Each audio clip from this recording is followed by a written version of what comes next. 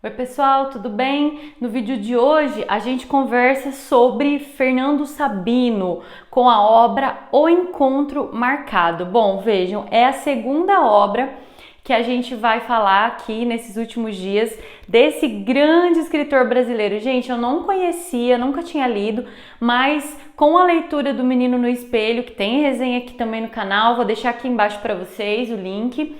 E depois, com essa leitura aqui, que é uma leitura obrigatória do vestibular da UFMS, como eu já falei para vocês, eu simplesmente me rendi. Eu não sei mais, gente, se não é um dos principais autores, assim, dos grandiosos autores brasileiros. Eu estou realmente bastante impressionada com essa leitura. Vejam, é um livro que não é tão pequeno assim, mas ele é tão fluido.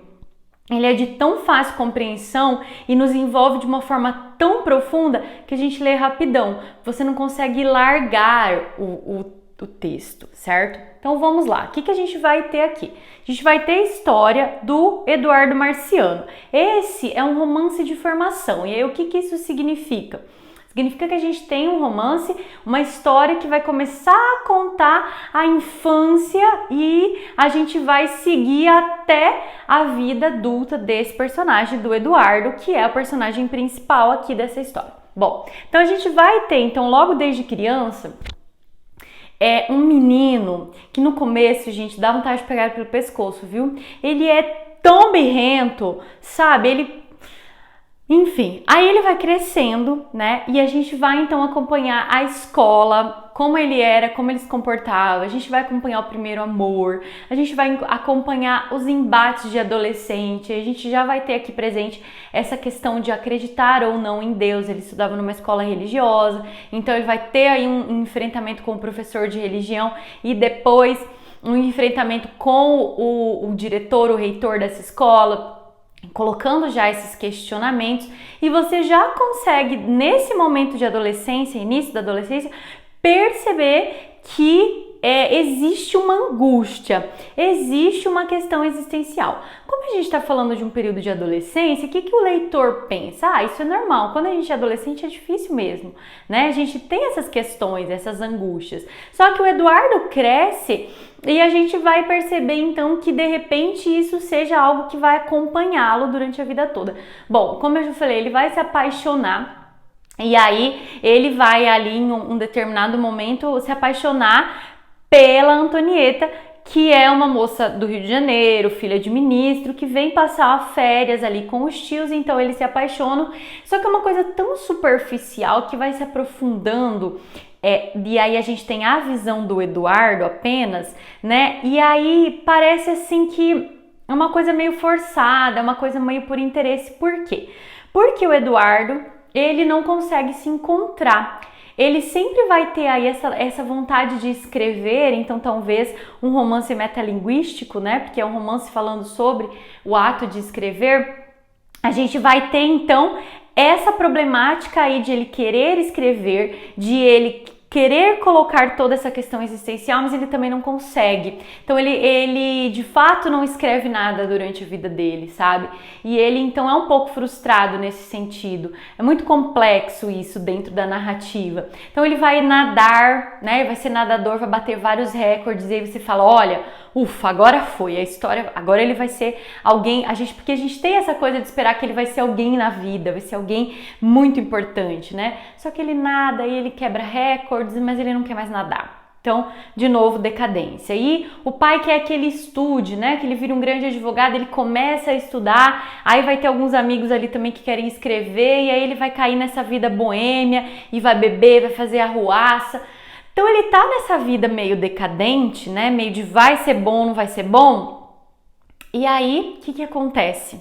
Acontece que ele então encontra a Antonieta. E aí a gente percebe então que dá a impressão, a gente fica com essa sensação de que é algo por interesse, porque ele fala em alguns momentos assim, se você for para o Rio de Janeiro, né, lá você vai ter um emprego e você vai poder escrever. E isso acontece. Ele vai mesmo para o Rio de Janeiro.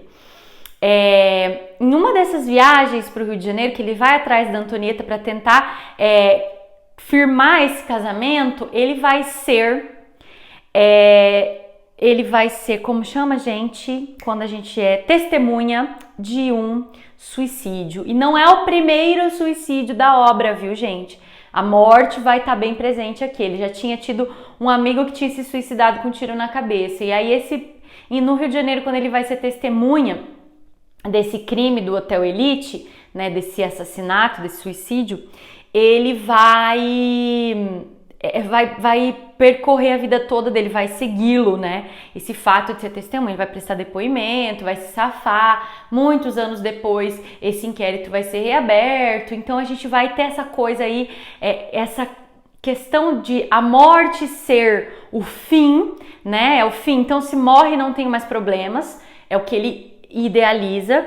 Mas ele vê o sofrimento da família, do amigo que se matou. Então, apesar de o amigo não sofrer mais porque morreu, fica um rastro de sofrimento, de angústias, de incertezas. Essa moça que se jogou também do prédio na frente dele, ela também não sofre mais, mas ela vai ser motivo de sofrimento. Então isso permeia a obra, certo? Isso é bastante importante aqui para essa narrativa. Então a gente também vai ter um casamento que a gente, quando ele e a Antonieta se casam, você fica com a sensação de que agora vai dar tudo certo, porque ele se casou com a pessoa que ele amava, ele vai ter um emprego no Rio, eles vão morar num apartamento legal. Só que a coisa não anda, ele não consegue escrever do mesmo jeito como ele havia previsto, né? Ele vai ficar ali sempre entre tecer críticas aos romances, mas nunca vai escrever um romance. Eles vão então ter uma vida bastante também agitada, boêmia, né? Alguma coisa meio promíscua ali. Ele vai ter um grande envolvimento com droga, com álcool, um filho que vai morrer, né? Então ela vai ter um aborto espontâneo. Gente, é uma vida de fracasso, sabe? É bastante complexo isso, né? Mas assim, a sensação que eu tive, e aí é bem particular, talvez vocês tenham outro ponto de vista, é que ele teve uma vida fracassada porque ele nunca teve coragem. Ele jogou 1000 vezes fora os romances, as ideias, os esboços. Ele não teve coragem. Em muitos momentos, eu estava olhando aqui antes de gravar a resenha, eu anotei, ele tinha medo. Talvez ele ficasse pensando, né? E se eu publicar, o que vai acontecer? E se eu for atrás desse amor, o que vai acontecer? E se eu der atenção para Antonieta? E se a gente tentar ter outro filho? Sabe? E se eu tomar essa atitude? Então, é sempre, para mim, esse e se mostra um Eduardo que não teve coragem, sabe? E por isso aí a vida dele não foi assim... o que poderia ter sido, não foi tão frutífera quanto poderia ter sido. Eu acho que isso é o que mais me toca aqui na obra, porque esse e se faz parte da nossa vida também, né? Quantas coisas a gente fica pensando, mas e se eu tivesse feito? Mas e se desse certo? E aí acaba que a gente muitas vezes não colhe os frutos, acaba que a gente vive no fracasso sem nem mesmo ter tentado, né? Que é um fracasso diferente de tentar e fracassar, enfim. É um romance extremamente interessante, né? Diferente dos outros que a gente tem aqui, não vai tratar de angústias coletivas, são angústias individuais, muito próprio do ser, sabe? Essa coisa de você não alcançar o que você deseja. Com passagens lindíssimas. Eu marquei várias coisas aqui, ó, anotei, tem muita poesia, tá? E um aspecto que eu já estava quase me esquecendo, que é o aspecto do discurso indireto. Então aí quem estudou esse ano comigo viu que a gente falou sobre discurso direto e indireto, qual é a diferença. Eu falei discurso indireto, né, gente? Tô errada. Discurso direto. Aqui, discurso direto.